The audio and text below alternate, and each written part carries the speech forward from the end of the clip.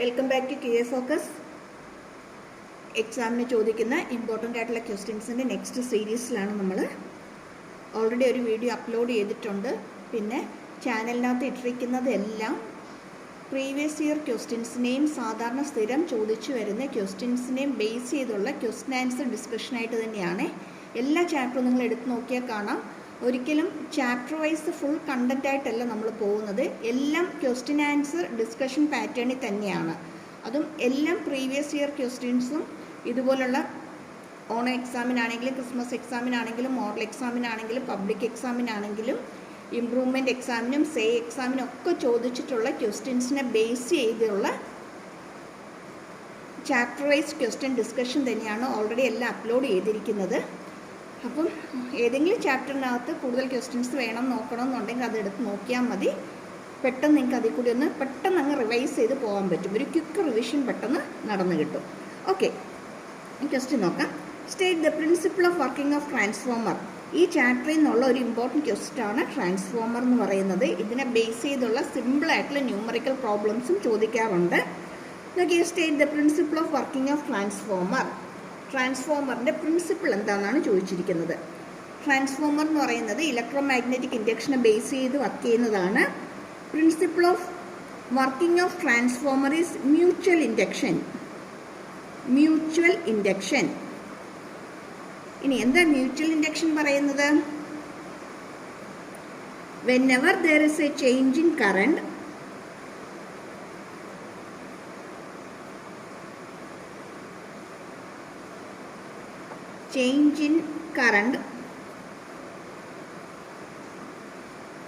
and EMF is induced in the neighboring coil, അല്ലെങ്കിൽ അടുത്തുള്ള ഒരു കോയിലിലേക്ക് EMF ഇൻഡ്യൂസ് ചെയ്യും. ആ പ്രോസസ്സിനെയാണ് എന്ത് പറയുന്നത്? മ്യൂച്വൽ ഇൻഡക്ഷൻ എന്ന് പറയുന്നത്. അപ്പം state the principle of working of transformer എന്ന് മാത്രം 1 മാർക്കാണ് ചോദിക്കുന്നതെങ്കിൽ ജസ്റ്റ് മ്യൂച്വൽ ഇൻഡക്ഷൻ എഴുതിയാൽ മതി. 2 മാർക്ക് ക്വസ്റ്റൻ ആണെങ്കിൽ അത് എന്താണെന്നും കൂടി ഒന്ന് മെൻഷൻ ചെയ്തേക്കണം. അതായത് ഒരു കറണ്ടിൻ്റെ ചേഞ്ച് വരുമ്പോഴത്തേക്കും കറണ്ട് കൂടുകയോ കുറയുകയോ ചെയ്യുമ്പോൾ, അല്ലെങ്കിൽ ഓൺ ഓഫ് ചെയ്യുന്ന സമയത്ത് കറണ്ട് പെട്ടെന്ന് കൂടുക അല്ലെങ്കിൽ കറണ്ട് പെട്ടെന്ന് കുറയുക, ആ സമയത്ത് തൊട്ടടുത്തുള്ള ഒരു കോയിലിലേക്ക് ഒരു EMF ഇൻഡ്യൂസ് ചെയ്യും. അങ്ങനെ EMFനെ ഇൻഡ്യൂസ് ചെയ്യുന്ന പ്രോസസ്സിനെയാണ് നമ്മൾ എന്ത് പറയുന്നത്? മ്യൂച്വൽ ഇൻഡക്ഷൻ എന്ന് പറയുന്നത്. ഇനി അതിന് കൂടെ തന്നെ വരുന്നൊരു ക്വസ്റ്റ്യനാണ് turn ratio. Turn ratio find out ചെയ്യാനായിട്ട്. ട്രാൻസ്ഫോമറിനകത്ത് നമുക്കറിയാം പ്രൈമറി കോയിലും ഉണ്ട്, സെക്കൻഡറി കോയിലും ഉണ്ട്. ഇവിടെ കണക്ട് ചെയ്തിരിക്കുന്നതിനെ പ്രൈമറി എന്ന് പറയും, ഇവിടെ വരുന്നതിന് സെക്കൻഡറി കോയിൽ എന്നും പറയും, അല്ലേ? ഇവിടെ സെക്കൻഡറി കോയിലിനകത്ത് ഇൻഡ്യൂസ് ചെയ്തിരിക്കുന്ന EMF എന്ന് പറയുന്നത് EMF induced in the secondary coil.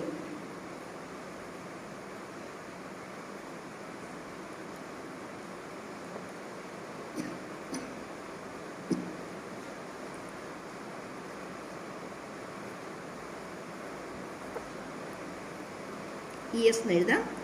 ES is proportional to, നമുക്കറിയാം ഇൻഡ്യൂസ്ഡ് EMF എന്ന് പറയുന്ന rate of change of flux ആണ്, അല്ലേ? സെക്കൻഡറിയിലെ ഫ്ലക്സിൻ്റെ റേറ്റ് ഓഫ് ചേഞ്ചിന് ഈക്വൽ ആണ്. d/dt ഓഫ് φs ഈക്വൽ ആണ്. പക്ഷേ ഇവിടെ φs എന്ന് പറയുന്നത്, അതായത് ഫ്ലക്സ് ഇൻ ദ സെക്കൻഡറി എന്ന് പറയുന്നത് അതിനകത്ത് നമ്പർ ഓഫ് ടേൺസിന് പ്രൊപ്പോർഷണൽ ആണ്. ഫ്ലക്സ് ഇൻ ദ പ്രൈമറി എന്ന് പറയുന്നത് അതിനകത്തുള്ള നമ്പർ ഓഫ് ടേൺസിന് പ്രൊപ്പോർഷണൽ ആണ്. അല്ലെങ്കിൽ φs/φp is equal to ns/np എന്ന് നമുക്ക് എഴുതാം. അല്ലെങ്കിൽ φs is equal to ns/np into φp നമുക്ക് എഴുതാം. അപ്പോൾ ഇവിടുത്തെ φsന് പകരം നമുക്ക് എന്ത് കൊടുക്കാം? ns/np into φp.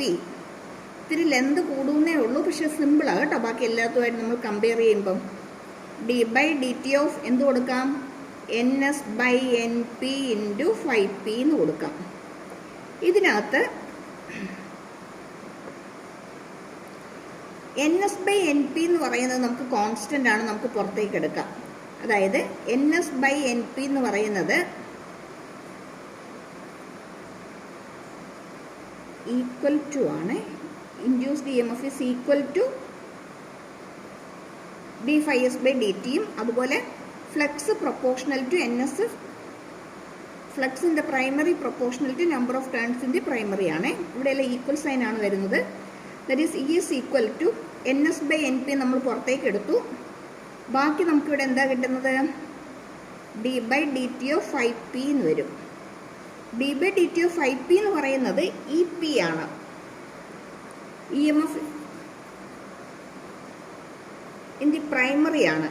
അല്ലെങ്കിൽ നമുക്ക് ES ബൈ ഇതിന് ഇപ്പുറത്തേക്ക് കൊണ്ടുവരാൽ. ഓക്കെ, എഴുതാം. NS/NP ഈക്വൽ ടു ഇതിന് പകരം ഇവിടെ EP വരും. അല്ലെങ്കിൽ ഇതിനെ നമുക്ക് നേരെ ഇപ്പുറത്തേക്ക് കൊണ്ടുവരാമല്ലോ. ഇപ്പം എന്ത് വരും? ES/EP equal to NS/NP. ഇതിനെയാണ് ടേൺ റേഷ്യോ എന്ന് പറയുന്നത്. സിമ്പിളാണ്, ചെയ്യാൻ പാടൊന്നുമില്ല. EMF ഇൻഡ്യൂസ്ഡ് ദ സെക്കൻഡറി എന്ന് പറയുന്നത് ES എന്ന് പറയുന്നത് d/s/dt ആണ്.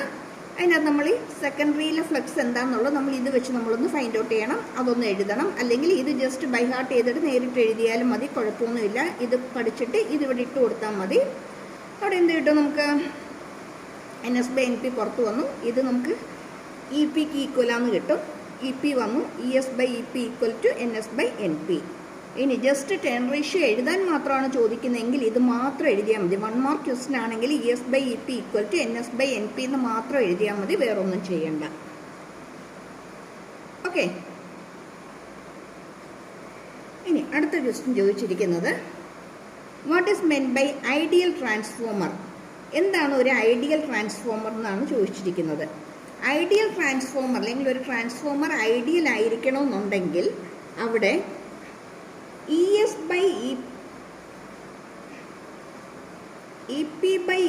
ഈക്വൽ ടു IS/IP ആണെങ്കിൽ,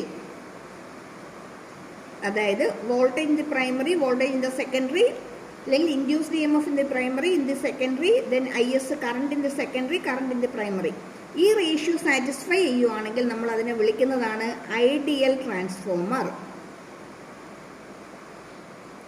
ഇത് സാറ്റിസ്ഫൈ ചെയ്യുന്നതിനെയാണ് നമ്മൾ ഐഡിയൽ ട്രാൻസ്ഫോമർ എന്ന് പറയുന്നത്. അതായത് ഒരു ട്രാൻസ്ഫോമറിൽ ഫ്ലക്സ് ലീക്കേജ് ഒന്നുമില്ലെങ്കിൽ, പവർ ലീക്കേജ് ഒന്നുമില്ലെങ്കിൽ, പവർ ലോസ് ഒന്നുമില്ലെങ്കിൽ, if there is no power loss,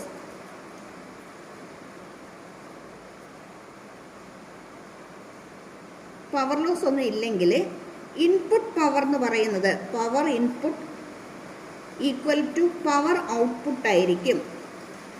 input പവറും ഔട്ട്പുട്ട് പവറും സെയിം ആയിരിക്കും. ഇനി ഇൻപുട്ട് പവർ എന്ന് പറയുന്നത് EP/IPയും ഔട്ട്പുട്ട് പവർ എന്ന് പറയുന്നത് ES/ISും ആണ്. അങ്ങനെയെങ്കിൽ EP/ES എന്ന് പറയുന്നത് IS/IP ആയിരിക്കും. ഇതിനെയാണ് എന്ത് പറയുന്നത്? Ideal transformer. അല്ലാതെ പവർ ലോസ് ഉണ്ടെങ്കിൽ ഒരിക്കലും ഇൻപുട്ട് പവറും ഔട്ട്പുട്ട് പവറും സെയിം ആയിരിക്കത്തില്ല. ഈ ക്വസ്റ്റ്യൻ നമുക്കൊരു 4-5 മാർക്കിന് നമുക്കിത് എക്സ്പെക്റ്റ് ചെയ്യാൻ പറ്റും. 1 മാർക്ക്, ഒരു 2 മാർക്ക്, 2 മാർക്ക്, ഒരു 5 മാർക്ക് നമുക്ക് ഇവിടുന്ന് എക്സ്പെക്റ്റ് ചെയ്യാം.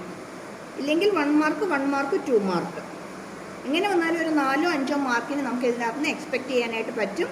ഒപ്പം തന്നെ ട്രാൻസ്ഫോമറിൻ്റെ ഡയഗ്രാം കൂടി ഒന്ന് വരച്ച് നോക്കിയേക്കണേ. അടുത്ത question, derive the expression of self inductance of solenoid. ഒത്തിരി ഇമ്പോർട്ടൻറ്റ് ക്വസ്റ്റ്യൻ ആണ്, പഠിച്ചോണം, പഠിക്കാൻ വിട്ടു പോകരുത്. Self inductance of solenoid. ഒരു സോളിനോയിഡ് എടുത്തു, കീയൊക്കെ കൊടുത്തിട്ടുണ്ട്, കണക്ട് ചെയ്തിട്ടുണ്ട്. I കറണ്ട് ഇതിൽ കൂടി ഫ്ലോ ചെയ്യുന്നുണ്ട്. ഇതിൻ്റെ ലെന്ത് എന്ന് പറയുന്നത് L ആണ്. ഏരിയ ഓഫ് ക്രോസ് സെക്ഷൻ എന്ന് പറയുന്നത് A ആണ്. ഇതിനകത്ത് ടോട്ടൽ നമ്പർ ഓഫ് ടേൺസ് എന്ന് പറയുന്നത് N ആണ്. ടോട്ടൽ നമ്പർ ഓഫ് ടേൺസ് എന്ന് പറയുന്നത് N ആണ്. അങ്ങനെയാണെങ്കിൽ ഇതിനകത്ത് ഇൻഡ്യൂസ്ഡ് മാഗ്നറ്റിക് ഫീൽഡ് എന്ന് പറയുന്നത് μ0NI ആയിരിക്കും. μ0NI, where N equal to capital N/L ആണ്. സ്മോൾ n എന്ന് പറയുന്നത് number of turns per unit length ആണ്. ഓക്കെ, ഇനി ഫൈ കാണാനുള്ള ഇക്വേഷൻ എന്ന് പറയുന്നത് BAN, B magnetic field, A area of cross section, N total number of turns. ബിക്ക് വരെ നമുക്ക് എന്ത് കൊടുക്കാം? μ0NI കൊടുക്കാം. എ നമുക്ക് എഴുതി, ദെൻ നമ്പർ ഓഫ് ടേൺസ് എന്നും എഴുതി. ഇനി ഈ എൻ എന്ന് പറയുന്നത് ഈ എൻ ബൈ എൽ ആണോ? അങ്ങനെയെങ്കിൽ ഇതിനെ നമുക്ക് എങ്ങനെ ചേഞ്ച് ആക്കാം? I A N mu 0 N square I A by L. Mu 0 N square I A by L ആയിരിക്കും. ഓക്കെ. ഇനി ഫ്ലക്സ് എന്ന് പറയുന്നത് കറണ്ടിന് പ്രൊപ്പോർഷണൽ ആണ്, അല്ലെങ്കിൽ flux induced is equal to L I, where L is the self inductance അല്ലേ? L എന്ന് പറയുന്നത് സെൽഫ് ഇൻഡക്റ്റൻസ് ആണ്. അങ്ങനെയാണെങ്കിൽ ഈ ഇക്വേഷനെയും കൂടെ നമുക്ക് കമ്പയർ ചെയ്യാമല്ലോ. ഇത് രണ്ടും കൂടെ കമ്പയർ ചെയ്താൽ നമുക്ക് എന്ത് കിട്ടും? എൽ ഐ ഈക്വൽ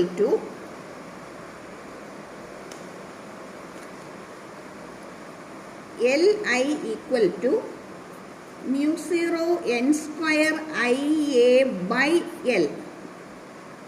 ഐയും ഐയും കട്ടാവും. ബാക്കി എന്താ ഉള്ളത്? Mu 0 N square A by L. ഇതാണ് എന്തിൻ്റെ expression? Self inductance of a solenoid. Self inductance of a solenoid.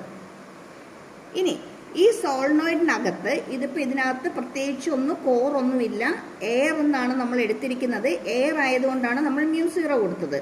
ഇനി അതിന് പകരം ഇതിനകത്ത് അയണോ എന്തെങ്കിലും ഒരു കോറായിട്ട് വരുന്നുണ്ടെങ്കിൽ, അയണോ വല്ലതും കോറായിട്ട് ഇതിനകത്ത് വരുന്നുണ്ടെങ്കിൽ ഈ ഇക്വേഷൻ എങ്ങനെ മാറും? L equal to mu 0 mu R relative permeability N square A by L എന്നായിട്ട് മാറും. ഓക്കെ. അപ്പോൾ ഈ ക്വസ്റ്റിനകത്ത് നമുക്ക് ഇത് മാത്രം ഫൈൻഡ് ഔട്ട് ചെയ്യാനേ പറഞ്ഞിട്ടുള്ളൂ. ഇൻ കേസ് ഒരു അയൺ കോഡ് സോളിനോയിഡ് എന്ന് പറയുവാണെങ്കിൽ അവിടെ എന്തും കൂടി ആഡ് ചെയ്തേക്കണം? എന്തുകൊണ്ട് മൾട്ടിപ്ലൈ ചെയ്യണം? റിലേറ്റീവ് പെർമിയബിലിറ്റിയും കൂടി നമ്മൾ ആ ഇക്വേഷൻ്റെ കൂടെ വരുന്ന രീതിയിലേക്ക് മാറ്റി എഴുതിക്കണം. ക്ലിയർ? ഒത്തിരി ഇമ്പോർട്ടൻ്റ് ആണ് ഈ ക്വസ്റ്റ്യൻ. പഠിക്കാതിരിക്കരുതും, പഠിച്ചേക്കണം. Then Biot Savart's law and write in its vector form. Biot Savart's law ആണ് ചോദിച്ചിരിക്കുന്നത്. ഒരു കറണ്ട് ക്യാരിയിങ് കണ്ടക്ടർ എടുത്തു, നമ്മൾ അതിൻ്റെ ഇടയ്ക്ക് ഒരു ചെറിയ എലമെൻറ്റ് ഡി എൽ എടുത്തു. ഇതിൽ കൂടി ഒരു ഐ കറണ്ട് ഫ്ലോ ചെയ്യുന്നുണ്ട്. ഒരു പോയിന്റ് പി കൺസിഡർ ചെയ്തു. ഈ പോയിന്റിൽ മാഗ്നറ്റിക് ഫീൽഡ് വേണം നമുക്ക് ഫൈൻഡ് ഔട്ട് ചെയ്യാനായിട്ട്. അങ്ങനെയെങ്കിൽ മാഗ്നറ്റിക് ഫീൽഡ് എന്ന് പറയുന്നത് ഇവിടുത്തെ കറണ്ടിന് പ്രൊപ്പോർഷണലാണ്,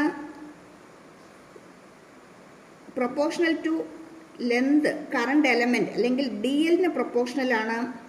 also proportional to sine theta, where theta is the angle between the current element, the line joining the point with the current element. അതായത് ഈ ലൈനിനും ഇതിനും ഇടയ്ക്ക് വരുന്ന ആംഗിളാണ് തീറ്റ. കൂടുതൽ പറയാൻ പറ്റുന്നില്ലെങ്കിൽ ജസ്റ്റ് ഇതൊന്ന് വരച്ചിട്ടാലും മതി. തീറ്റ ഇതിൻ്റെ ഫിഗറിനകത്ത് കാണിച്ചാൽ മതി തീറ്റ എന്താണെന്നുള്ളത്.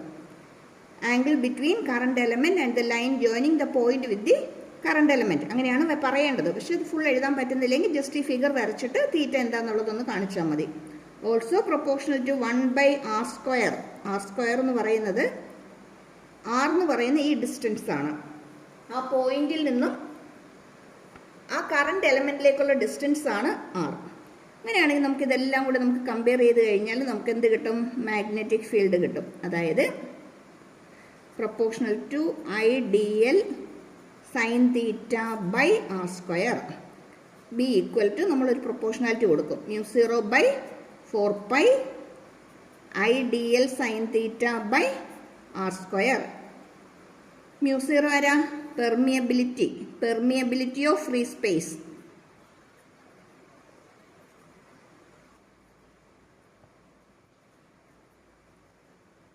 പെർമിയബിലിറ്റി ഓഫ് ഫ്രീ സ്പേസ് ആണ്.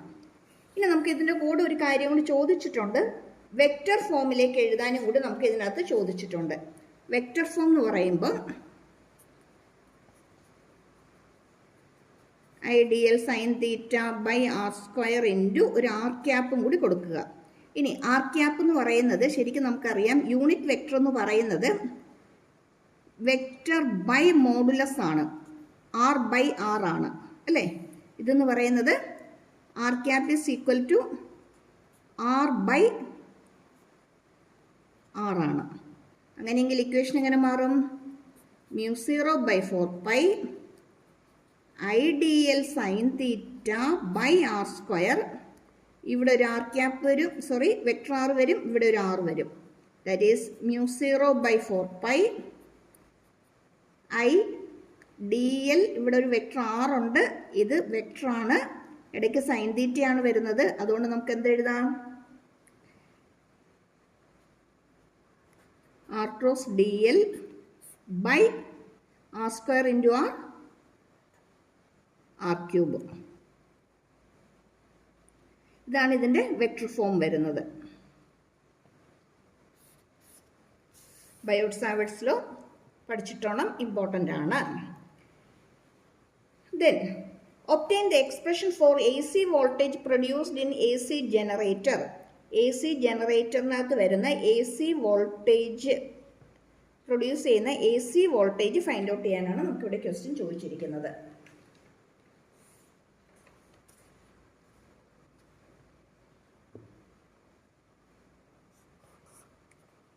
ജനറേറ്റർ, അതിൻ്റെ ഇടയ്ക്ക് അതിൻ്റെ കോയിൽ ഇരിപ്പുണ്ട്.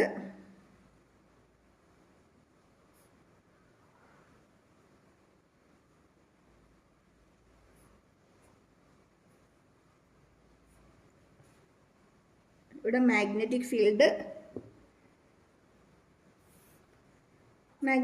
ഇവിടെ ആക്ട് ചെയ്യുന്നുണ്ട്. ഇനി ഈ സർഫസ്, ഈ കോയിലിലേക്ക് ഒരു നോർമൽ വരയ്ക്കുകയാണെങ്കിൽ നോർമൽ ഈ ഡയറക്ഷനിലായിരിക്കും. അതായത് ഈ നോർമലിനും മാഗ്നറ്റിക് ഫീൽഡിനും ഇടയ്ക്ക് വരുന്ന ആംഗിൾ തീറ്റയാണ്. കോയിലിനും മാഗ്നറ്റിക് ഫീൽഡിനും ഇടയ്ക്ക് വരുന്ന, നോർമൽ ടു ദ കോയിലിനും മാഗ്നറ്റിക് ഫീൽഡിനും ഇടയ്ക്ക് വരുന്ന ആംഗിൾ തീറ്റയാണ്.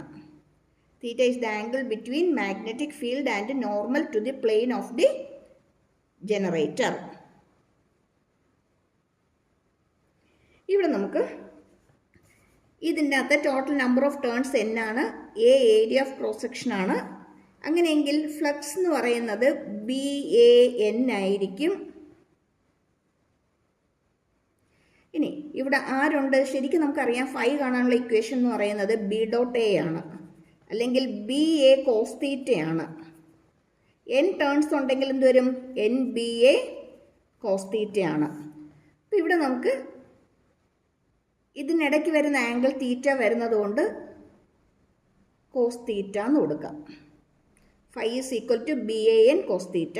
ഫൈ എന്ന് പറയുന്നത് B.A BA കോസ് തീറ്റ. ഇവിടെ n ടേൺസ് വരുന്നത് കൊണ്ട് NBA കോസ് തീറ്റ. ഇനി ഇവിടെ വരുന്ന ഇൻഡ്യൂസ്ഡ് EMF എന്ന് പറയുന്നത് -d∅dt ആണ്. -d∅dt ആണ്. അങ്ങനെയാണെങ്കിൽ ഇവിടെ -d/dt of BAN cos theta എന്ന് എഴുതാം. തീറ്റ എന്ന് പറയുന്ന ആംഗുലർ ഡിസ്പ്ലേസ്മെന്റ് ആണ്. അതെന്ന് പറയുന്നത് കോസ് ഒമേഗ ടിക്ക് ഈക്വൽ ആണ്. തീറ്റ എന്ന് പറയുന്നത് ഒമേഗ ടിക്ക് ഈക്വൽ ആണ്. ആംഗുലർ വെലോസിറ്റി ഇൻറ്റു ടൈമിന് ഈക്വൽ ആണ്.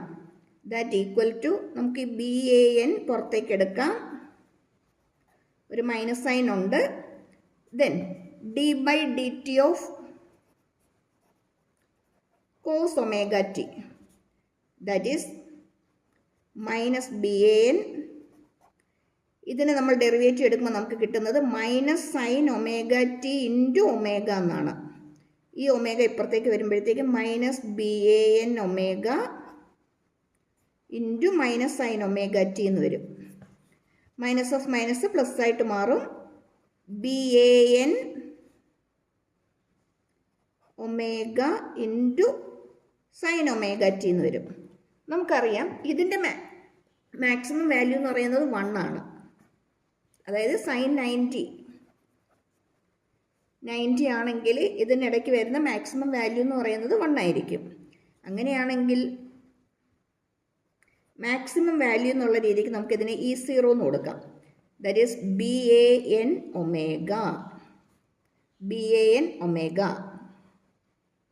അങ്ങനെയാണെങ്കിൽ E equal to BAN omega sine omega t ആണല്ലേ. ഈ BAN ഒമേഗയ്ക്ക് പകരം നമുക്ക് E0 കൊടുക്കാം. ബാക്കി ആര് വരും? Sine omega T. ഇതാണ് ജനറേറ്ററിനകത്ത് ഡെവലപ്പ് ചെയ്യുന്ന AC വോൾട്ടേജ് അല്ലെങ്കിൽ ഓൾട്ടർനേറ്റിംഗ് വോൾട്ടേജ് എന്ന് പറയുന്നത്. Voltage developed in AC generator അല്ലെങ്കിൽ alternating voltage. That is V equal to V0 sine omega T എന്ന് എഴുതാം, അല്ലെങ്കിൽ E equal to E0 sine omega T എന്ന് എഴുതാം. ഇത് മാത്രം ഒന്ന് നോട്ട് ചെയ്താൽ മതി. മാഗ്നറ്റിക് ഫീൽഡിനും നോർമലിനും ഇടയ്ക്ക് വരുന്ന ആംഗിൾ തീറ്റയാണെങ്കിൽ flux linked with the coil എന്ന് പറയുന്നത് BAN കോസ് തീറ്റയാണ്.